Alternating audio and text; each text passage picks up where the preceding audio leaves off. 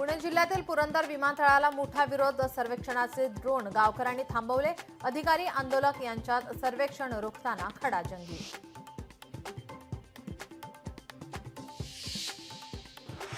जातीय जनगणनेवरून श्रेयवादाची लढाई. अमरावती शहरामध्ये काँग्रेसची बॅनरबाजी. राहुल गांधी यांच्या संघर्षाला यश, काँग्रेसचा दावा.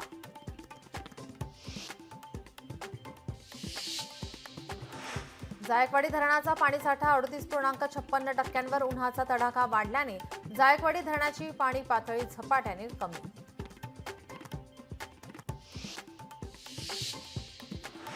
अमरावती जिल्ह्यात 23 जून पासून शाळेची घंटा वाजणार. उष्णतेमुळे विदर्भात उशिरा होणार शाळा सुरू.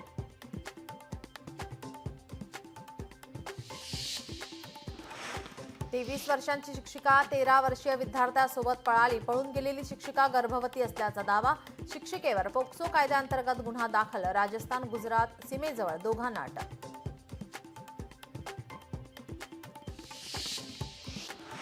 पोटगी देणं टाळण्यासाठी खोटा दावा करणं भोवलं. पोटगी टाळण्यासाठी मजूर असल्याचं भासवलं. उलट तपासणीत मजूर पती निघाला कोट्यधीश.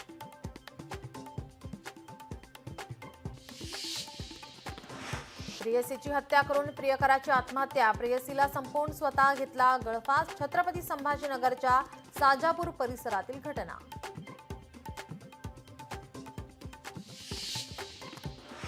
पुण्यातील नवले ब्रिज जवळ भीषण अपघात. भरधाव आलिशान कारने दुचाकीस्वाराला उडवलं. अपघातात तरुणाचा मृत्यू. कारमधील 4 जणांनी मद्यप्राशन केल्याची माहिती.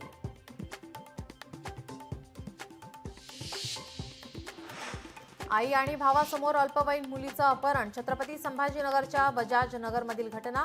अपहरण प्रकरणी 4 जणांविरोधात गुन्हा दाखल.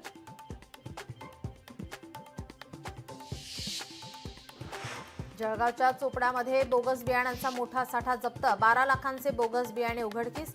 आंब्याच्या झाडाखाली सापडले बोगस बियाणे.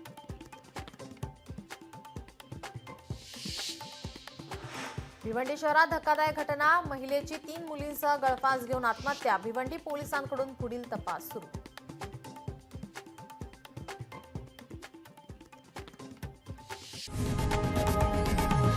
लोकशाही मराठी ऐका, पहा, जागरूक रहा.